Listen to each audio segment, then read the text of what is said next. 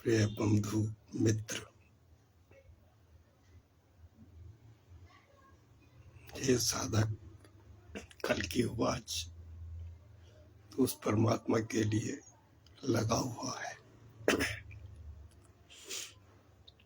तो वही राह कीमती है, उसी में लगा रहे। आज का विषय माई गुरु जी ओशो।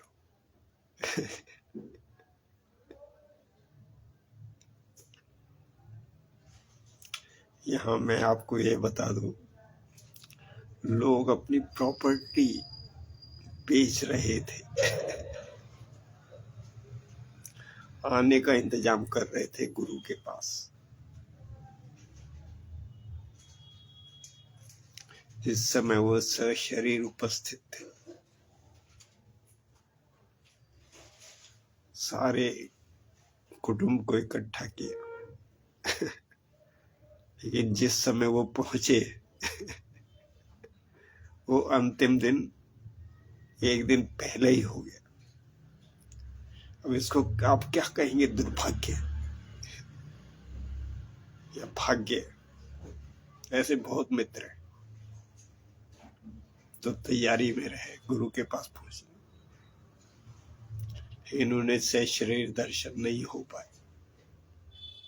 आज भी मैं महसूस करता हूं, जो पुराने सन्यासी हैं उन्होंने भी ओशो के दर्शन नहीं किए।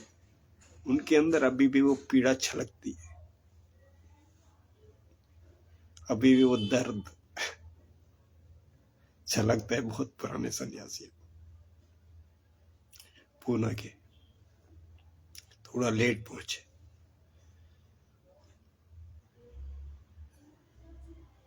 तो मेरी भी वही पीड़ा है, मेरी अपनी आपत्ति है। मैं जिस समय ओशो के पास पहुंचा, 1 महीने में वहां रहा। फिर मैंने यही सोचा मैं इंतजाम करके आऊं,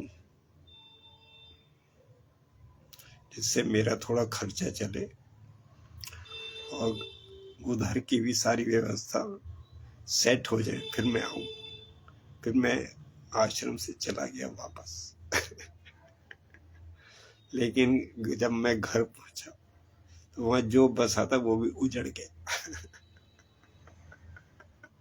मेरी कोशिश नाकाम हो गई, मेरे 6 महीने खराब हो गए। सारा कुछ अपनी तरफ से कोशिश करने में, लेकिन जिस समय मैं आया, I put the lock at my business.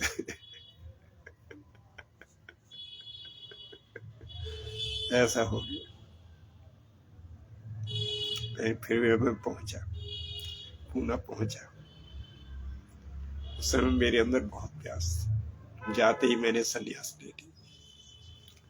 आजकल के ऐसे गुरु हैं जो एंट्री नहीं करने देते आश्रम में। वो कहते पहले तुम वो लो, दीक्षा लो। अरे भगवान, तुम्हारी वो एनर्जी बह रही है, वहां तुम्हारा टेस्ट छलक रहा है, उसमें लोगों को आने दो। दीक्षा की क्यों जल्दी करते हो, क्यों जबरदस्ती करते हो? वो छाया में बैठने दो, पेड़ की छाया में बैठने दो सब लोगों को। पहले उन्हें दीक्षा की पड़ती है। कोई एंट्री नहीं कर पाएगा। चलो नेक्स्ट।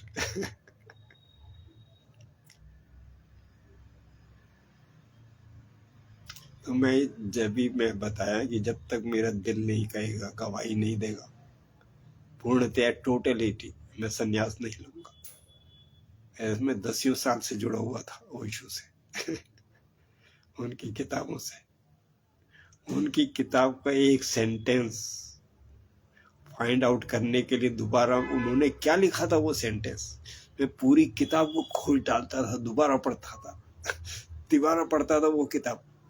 तो मेरे को वो लाइन मिलती थी, सेंटेंस, वो इतना इम्पोर्टेंट था, इतना गजब का सेंटेंस था, एक सेंटेंस को ढूंढने के लिए। तो अब मैं बता दूं मेरी क्या प्यास थी, मेरी क्या खोज थी। उस समय सिर्फ पुस्तक थी मेरे पास।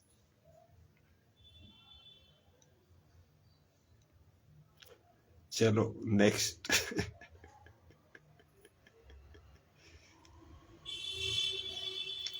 तो मैं आश्रम में आया ओशो में, उनके प्रवचन चलते थे। तो मैं ये बता दूं, पूना सेकंड जिस समय ओशो ओशो जी मेरे गुरु जी जिस समय पूना वापस आए अमेरिका से, उस समय वो 2-3 साल शायद शरीर रहे। तो उस समय मैं ही था, only me, I am only. उनके जो अंतर जगत का शिष्य था, जो उनसे बिल्कुल ऐसे जुड़ा हुआ था, तार से तार, प्रेम से प्रेम, जो मैं ही था। तो पूना सेकंड उस पीरियड को बोला जाता है। तो पूना सेकंड का विलियन उनके अंतर जगत का मैं ही था। सिर्फ मैंने पहले भी बताया था, शेयर किया था एक दो मेरे प्रवचनों में।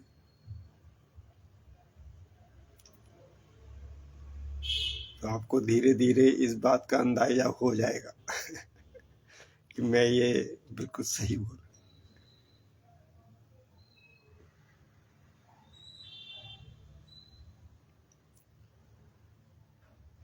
वो भी अपने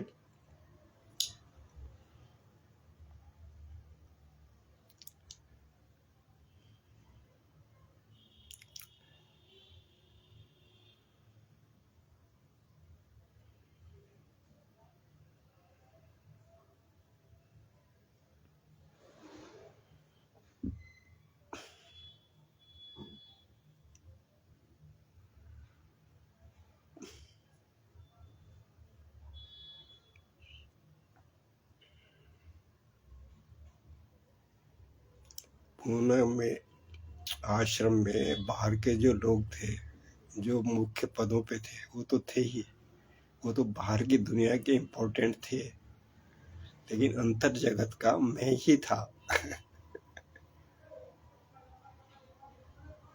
मेरी प्यास बहुत गहरी थी, उनका मैं एक एक शब्द मिस नहीं करना चाहता था, एक एक शब्द। वो जो प्रवचन देते थे, इतनी प्यास थी मेरी। सुबह के प्रवचन होते थे, शाम के प्रवचन होते थे। वो बहुत गजब का पीरियड था, वो अमृत बरसता था। गुरु की एनर्जी सारे आश्रम में ऐसे छाई हुई थी। पुण्य नगरी, स्वर्ग, स्वर्ग और क्या होगा कि उसको मैं एक सेकंड के लिए भी मिस नहीं करना चाहता था। वो एटमॉस्फेयर था।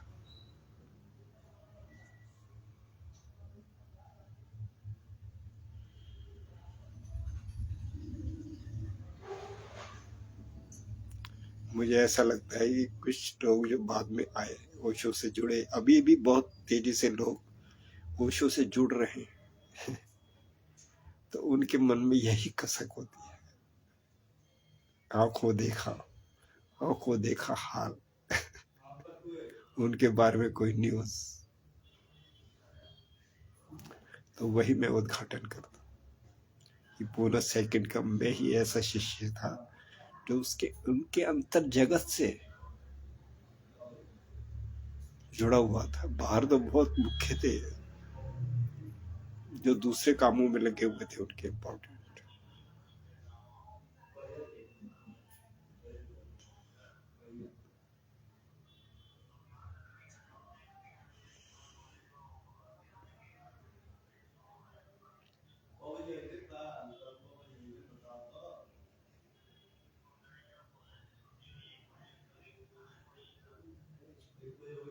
उनकी माता जी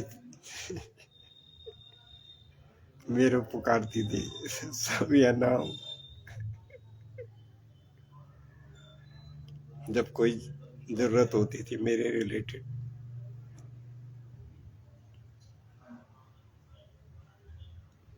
वह प्रेम की नगरी बह रही थी, बस इतना है।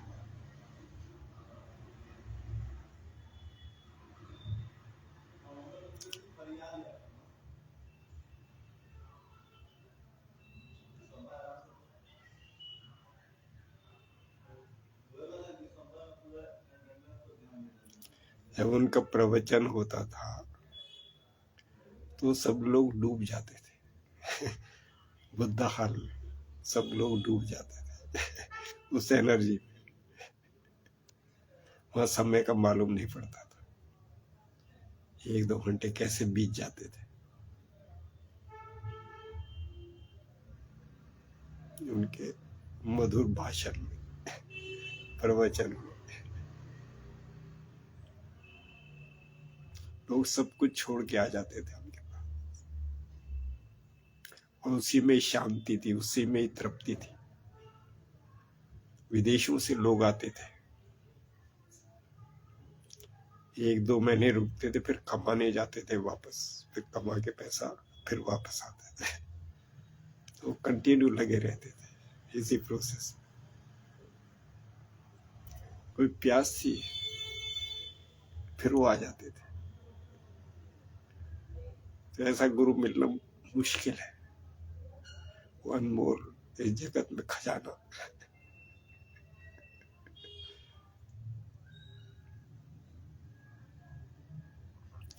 तो जिनकी क्षमता थी, क्षमता है, वो उन्हें पहचान गए।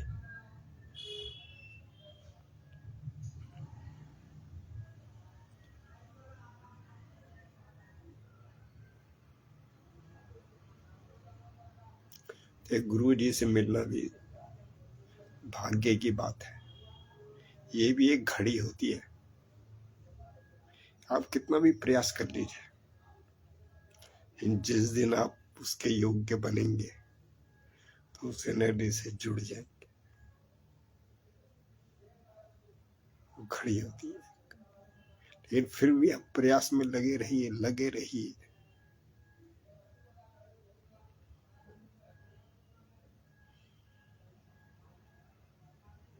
लेकिन गुरु का मिलना बहुत सौभाग्य है। तो इसीलिए कहते हैं इस समय जितने भी गुरु हैं सबके प्रति नतमस्तक हो जाइए। वो एक ही चीज है, परमात्मा है, वो बरसता है, गुरु के थ्रू बरसता है। गुरु ही तुम्हें लेके जाता है, इतना योग्य बनाता है, इतना एलिजिबल बनाता है, सब संवेदनशील बनाता है। उस एनर्जी में पकाता है। तो सबके मस्तक रहिए जितने भी गुरु हैं। कुछ मिलता है उस जगत में, कुछ मिलता है।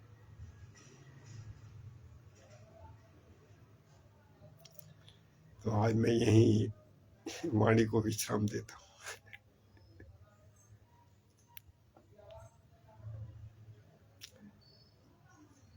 कल मैं आगे का बताऊंगा, कोई घटना फिर मैं बताऊंगा,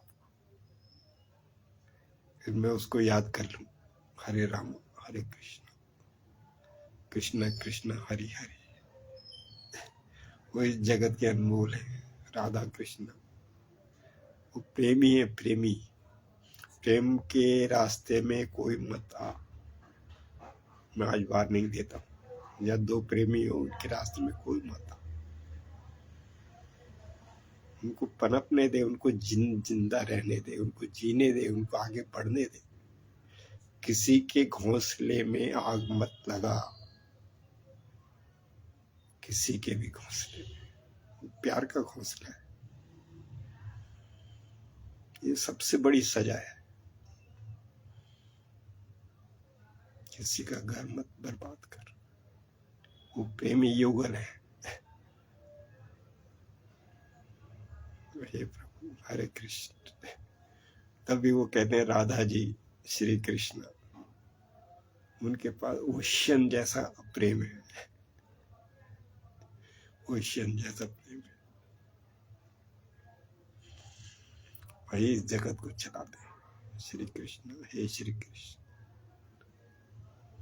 श्री कृष्ण गोविंद हरे मुरारी, हे नाथ नारायण वासुदेवा, हे कृष्ण। जय प्रभु, जय।